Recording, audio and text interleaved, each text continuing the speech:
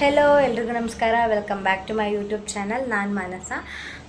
So after a long time ಒಂದು long break ಅಂತಲೇ ಹೇಳ್ಬೋದು. ವೀಡಿಯೋನ ಮಾಡ್ತಾ ಇರಲಿಲ್ಲ. ಮನೇಲೇ ಕೆಲಸನೇ ಸಾಕಾಗಿ ಹೋಗ್ತಿತ್ತು. ನನಗೆ ಕೆಲಸ ಮಾಡೋದಕ್ಕೇ ಟೈಮ್ ಸಾಕಾಗ್ತಿರ್ಲಿಲ್ಲ.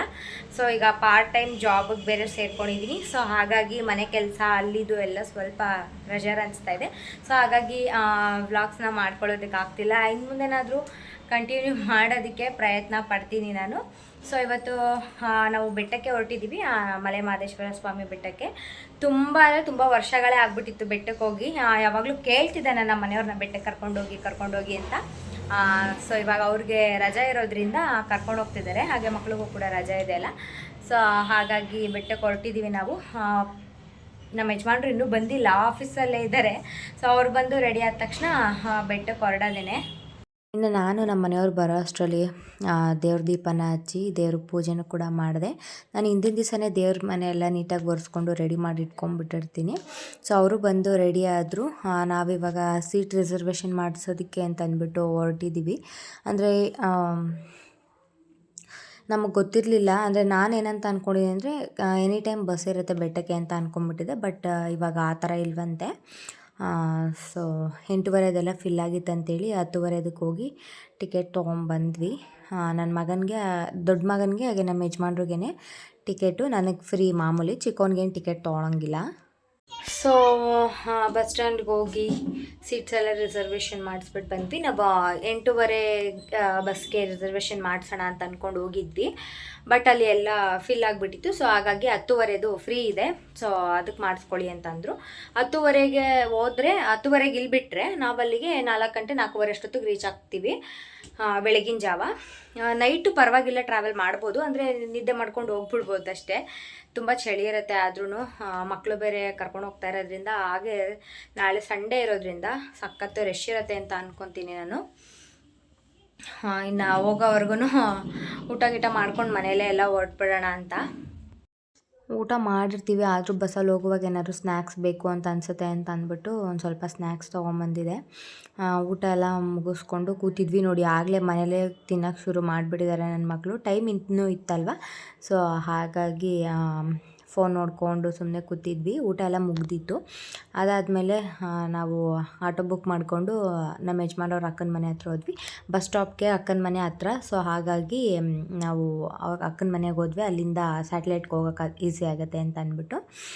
ಅಂದರೆ 9 ಗಂಟೆ ಮೇಲಾದರೆ ಆಟೋ ಸಿಗೋಲ್ಲ ಅಲ್ವಾ. ಸೊ ಹಾಗಾಗಿ ಅಕ್ಕಂಗೆ ನಾವೇನು ಹೇಳಿರಲಿಲ್ಲ. ಆ್ಯಕ್ಚುಲಿ ಅವರು ಸರ್ಪ್ರೈಸ್ ಆಗ್ತಾರೆ. ನಾನು ಹಂಗೆ ಅಂದ್ಕೊಂಡೆ, ಪಕ್ಕ ಅವರು ಶಾಕ್ ಆಗ್ತಾರೆ, ಏನು ಸಡನ್ನಾಗಿ ಬಂದುಬಿಟ್ರಲ್ಲ ಅಂತ. ಪಾಪ ಅವ್ರು ಹಂಗೆ ಸಡನ್ನಾಗಿ ನೋಡ್ತಿದ್ದಾರೆ. ಏನು ಹೇಳ್ದೆ ಕೇಳ್ದೆ ಬಂದುಬಿಟ್ಟಿದ್ರೆ, ಎಲ್ಲೋ ಹೋಗ್ತಿದ್ದೀರಾ, ರೆಡಿಯಾಗಿದ್ದೀರಾ ಅಂತ ಆಮೇಲೆ ಹೇಳಿದ್ವಿ. ಅದಾದ್ಮೇಲೆ ಇನ್ನೂ ಟೈಮ್ ಇತ್ತಲ್ವ. ಸೊ ಹಾಗಾಗಿ ಬಿಗ್ ಬಾಸ್ನ ನೋಡ್ಕೊಂಡು ಕೂತಿದ್ವಿ. ಅವರು ಕೂಡ ಊಟ ಮುಗಿಸ್ಕೊಂಡ್ರು. ವೀಕೆಂಡಲ್ಲಿ ಬಿಗ್ ಬಾಸ್ ನೋಡೋದೇ ಒಂದು ಖುಷಿ. ಬಟ್ ಇವತ್ತು ಸುದೀಪ್ ಸರ್ ಇಲ್ಲ ಈ ವೀಕು. ಸ್ವಲ್ಪ ಬೇಜಾರಾಯಿತು. ಆಮೇಲೆ ಟೈಮ್ ಆಗಿತ್ತು ಅಂದ್ಬಿಟ್ಟು ಕಾಲ್ ಮಾಡಿದರು ಕಂಡಕ್ಟ್ರು. ಸೊ ಬಸ್ ಹತ್ರ ಹೋಗಿ ನಮ್ಮ ಸೀಟ್ ಹುಡ್ಕೊಂಡು ಕೂತ್ಕೊಂಡ್ವಿ. ನಿಜವಾಗ್ಲೂ ಸಖತ್ತಾಗಿತ್ತು. ಹಾಡುಗಳು ಹಾಕ್ಕೊಂಡು ಫುಲ್ಲು ಎಂಜಾಯ್. ನಮ್ಮ ಬಸ್ಸಲ್ಲಿ ಇದ್ದಿದ್ದು ಹುಡುಗರುಗಳು ಸಖತ್ತಾಗಿ ಹಾಡು ಹೇಳ್ತಿದ್ರು. ಅಂದರೆ ಲಾಸ್ಟ್ ಸೀಟಲ್ಲಿ ಕೂತ್ಕೊಂಡ್ಬಿಟ್ಟಿದ್ರು. ಗೌರ್ಮೆಂಟ್ ಬಸ್ ಆಗಿದ್ರು, ಅದರಲ್ಲೂ ಕೂಡ ಸಾಂಗ್ಸ್ ಎಲ್ಲ ಪ್ಲೇ ಮಾಡಿದರು. ತುಂಬಾ ಚೆನ್ನಾಗಿ ಎಂಜಾಯ್ ಮಾಡ್ಕೊಂಡು ಹೋದ್ವಿ. ಬೆಟ್ಟಕ್ಕೆ ನಾವು 3 ಗಂಟೆಗೆಲ್ಲ ತಲುಪಿಬಿಟ್ವಿ. ಅವ್ರು 4 ಗಂಟೆ ಆಗುತ್ತೆ ಅಂತ ಹೇಳಿದರು, ಬಟ್ 3 ಗಂಟೆಗೆಲ್ಲ ರೀಚ್ ಆದ್ವಿ. ನೋಡಿ, ಅಲ್ಲಿ ಎಷ್ಟು ಸಖತ್ತಾಗಿದೆ ಮಾದಪ್ಪಂದು ಆರ್ಚ್. ಅದು ತುಂಬಾ ಚೆನ್ನಾಗಿದೆ. ಸಖತ್ತು ಚಳಿ ಇದೆ ಮಾತ್ರ, ಸಿಕ್ಕಾಪಟ್ಟೆ ಚಳಿ ಇತ್ತು. ಹೋಗಿ ಅಲ್ಲೇನು ಮಲ್ಕೊಳ್ಳಿಲ್ಲ. ಇದು ಆಲಂಬಾಡಿ ಬಸಪ್ಪ. ಅಲ್ಲಿ ಹೋಗಿ ನಾವೇನು ಮಲ್ಕೊಳ್ಳಿಲ್ಲ. ನಾನೇ ಫಸ್ಟ್ ಹೋಗಿ ಸ್ನಾನ ಎಲ್ಲ ಮಾಡಿಕೊಂಡು ಉಳ್ಸವೆ ಎಲ್ಲ ಮುಗಿಸ್ಕೊಂಡು ಬಂದೆ. ಅದಾದಮೇಲೆ ನಮ್ಮ ಮನೆಯವರು ಹೋಗಿ ಮುಡಿ ಕೊಟ್ಕೊಂಡ್ಬಂದರು. ಸೊ ಲಗೇಜ್ ಎಲ್ಲ ನೋಡ್ಕೋಬೇಕಾಗಿತ್ತಲ್ವ. ಸೊ ಹಾಗಾಗಿ ನಾನು ವೀಡಿಯೋ ಎಲ್ಲ ಏನು ಮಾಡ್ಕೊಳ್ಳಿಲ್ಲ. ಅಂತರಗಂಗೆ ನಿಜವಾಗ್ಲೂ ಎಷ್ಟು ಚೆನ್ನಾಗಿತ್ತು ಅಂದರೆ, ಮುಂಚೆ ಮೇಲಿಂದ ಬಂದಿದ್ದ ನೀರು ಕೆಳಗಡೆ ಬರ್ತಿದೆ ಅಲ್ವಾ, ಅದಷ್ಟೇ ನೀರಿರೋದು ಇವಾಗ. ತುಂಬಾ ಬೇಜಾರಾಗುತ್ತೆ ಹಳೇದನ್ನೆಲ್ಲ ನೆನೆಸ್ಕೊಂಡ್ರೆ. ಅದಾದಮೇಲೆ ನಮ್ಮ ಮನೆಯವರು ಈ ಕಡೆ ಪೂಜೆ ಸಾಮಾನು ತೊಗೊಂಡ್ರು, ನಾವು ಕೂಡ ದರ್ಶನಕ್ಕೆ ನಿಂತ್ಕೊಂಡ್ವಿ. ಇನ್ನು ಟೈಮ್ ಆದರೆ ಭಾನುವಾರ ಬೇರೆ ಅಲ್ವಾ, ಜನ ಜಾಸ್ತಿ ಆಗಿಬಿಡ್ತಾರೆ ಅಂತ ಅಂದ್ಬಿಟ್ಟು ಹಂಗೂ ನಾವು ಎಲ್ಲ ರೆಡಿಯಾಗಿ ಹೋಗೋ ಅಷ್ಟರಲ್ಲಿ ಜನ ಇದ್ದರು. ಬಟ್ ಬೇಗ ಬೇಗ ಮೂವ್ ಆಗ್ತಾಯಿತ್ತು. ಅದಾದಮೇಲೆ ಮಾದಪ್ಪನ ದರ್ಶನ ತುಂಬ ಅಂದರೆ ತುಂಬಾ ಚೆನ್ನಾಗಿ ಆಯಿತು. ಅದಾದಮೇಲೆ ಬರುವಾಗ ಕಟ್ಟೆ ಬಸಪ್ಪನ ಸನ್ನಿಧಿಗೂ ಕೂಡ ಹೋಗಿ ಅಲ್ಲೂ ಕೂಡ ಕೈ ಮುಕ್ಕೊಂಬಂದ್ವಿ. ಆನೆಗೆ ನೋಡಿ ಎಷ್ಟು ಚೆನ್ನಾಗಿ ರೆಡಿ ಮಾಡಿದ್ದಾರೆ ಅಂತ, ಅದು ಎಲ್ಲರಿಗೂ ಆಶೀರ್ವಾದ ಮಾಡ್ತಾಯಿತ್ತು.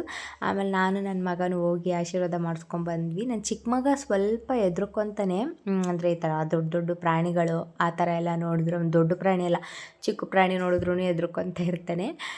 ಈ ಕಡೆ ಓಂ ಶಕ್ತಿ ಮಾಲೆ ಹಾಕಿಸ್ಕೊಂಡಿರ್ತಾರಲ್ವ, ಅವರೆಲ್ಲ ಫುಲ್ಲು ಡ್ಯಾನ್ಸ್ ಆಡ್ತಾಯಿದ್ರು. ಇದೊಂಥರ ಚೆನ್ನಾಗಿರುತ್ತೆ ಇದನ್ನೆಲ್ಲ ನೋಡೋದಕ್ಕೆ. ಅದಾದಮೇಲೆ ಪೆಂಜಿನ ಸೇವೆ ಮಾಡಿದ್ವಿ. ಹೇಳ್ಬೇಕಂದ್ರೆ ಮುಂಚೆನೇ ಮಾಡಬೇಕಾಗಿತ್ತು, ಬಟ್ ನಾವು ರಶ್ ಆಗುತ್ತೆ ಅಂದ್ಬಿಟ್ಟು ಕ್ಯೂಗೆ ನಿಂತ್ಕೊಂಡ್ಬಿಟ್ಟಿದ್ವಲ್ಲ, ಸೊ ಹಾಗಾಗಿ ದರ್ಶನ ಎಲ್ಲ ಮುಗಿಸ್ಕೊಂಡು ಬಂದು ಮಾಡಿದ್ವಿ. ಬೆಳಗ್ಗೆನೇ 3 ಗಂಟೆಗೆ ಚಳೀಲಿ ನೀರು ಮುಳುಗ್ಬಿಟ್ಟು ನನಗಂತೂ ಫುಲ್ಲು ನಡಗಿಸ್ಬಿಡ್ತು. ಹಂಗೆ ನೆಂದ್ರಗಂಗೆಲೇ ಹೋಗಿ ನೀರು ಮುಳುಗ್ಕೊಂಬಂದೆ ನಾನು. ಅದಾದಮೇಲೆ ಆಲಂಬಾಡಿ ಬಸಪ್ಪನ ಸನ್ನಿಧಿಗೂ ಕೂಡ ಹೋಗಿ ಅಲ್ಲೂ ಕೂಡ ಕೈ ಮುಕ್ಕೊಂಡು ಬಂದ್ವಿ. ಹಾಗೆ ಇಲ್ಲಿ ಬೆಳ್ಳಿ ತೇರು ಎಳಿಸ್ತಾಯಿದ್ರು ಬೆಳಗ್ಗೆನೇ. ಆ್ಯಕ್ಚುಲಿ ಚಿನ್ನದ ತೇರು ಬಂದು 6 ಗಂಟೆಗೆ, ಪ್ರತಿದಿನ 6 ಗಂಟೆಗೆ ಎಳೆಯೋದು. ಇರ್ಬೋದಾಗಿತ್ತು, ಬಟ್ ಊರಿಗೆ ಬರಬೇಕಿತ್ತಲ್ವ, ಸೊ ಹಾಗಾಗಿ ಬಸ್ಗಳು ಹಿಂಸೆ ಆಗ್ತವೆ ಅಂತ ಅಂದ್ಬಿಟ್ಟು ನಾವು ಬಂದುಬಿಟ್ವಿ. ಅದಾದಮೇಲೆ 8:15 8:45 ಆಗಿತ್ತು. ಇನ್ನು ತಿಂಡಿಗೆ ಹೋಗೋಣ ಅಂತೇಳ್ಬಿಟ್ಟು ಹೋದ್ವಿ.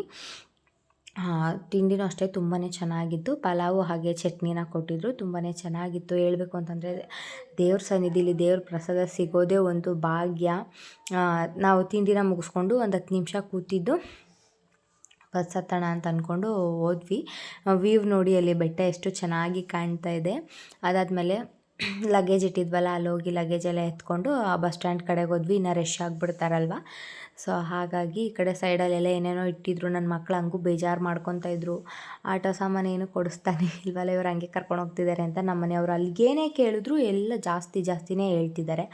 ಸೊ ಅದಕ್ಕೆ ಬೇಡ, ಬೆಂಗಳೂರಲ್ಲಿ ತೊಗೊಡ್ತೀನಿ ನಡೀರಿ ಅಂದ್ಬಿಟ್ಟು ಪುರಿ ಖಾರ ತೊಗೊಂಡು ಬಸ್ ಸ್ಟ್ಯಾಂಡಿಗೆ ಬಂದ್ವಿ. ಸಿಕ್ಕಾಪಟ್ಟೆ ಜನ ಇದ್ದರು. ನಾವು ಅಲ್ಲಿಂದ ಕೊಳ್ಳೇಗಾಲದಿಂದ ನರಸೀಪುರ ಬಸ್ ಹತ್ತಿದ್ವಿ. 3 ಬಸ್ ಕ್ಯಾಚ್ ಮಾಡಿದಾಯಿತು. ಮತ್ತು ನರಸೀಪುರದಿಂದ ನಮ್ಮ ಪುರಿಗಲ್ಲಿಗೆ ಬಸ್ ಹತ್ಕೊಂಡ್ಬಂದ್ವಿ. ಸಿಕ್ಕಾಪಟ್ಟೆ ಟಯರ್ಡ್ ಆಗೋಗ್ಬಿಟ್ಟಿತ್ತು ನಮಗಂತೂ. ಅದಾದಮೇಲೆ ನಮ್ಮೂರಿಗೆ ರೀಚ್ ಆದ್ವಿ. ನಮ್ಮೂರಿಗೆ ಬರ್ತಾ ಇದ್ದಂಗೆ ಏನೋ ಒಂಥರ ಖುಷಿ ಥರ ಫೀಲ್ ಅನಿಸುತ್ತೆ. ಅಲ್ಲಿ ವಾತಾವರಣವೇ ಬೇರೆ.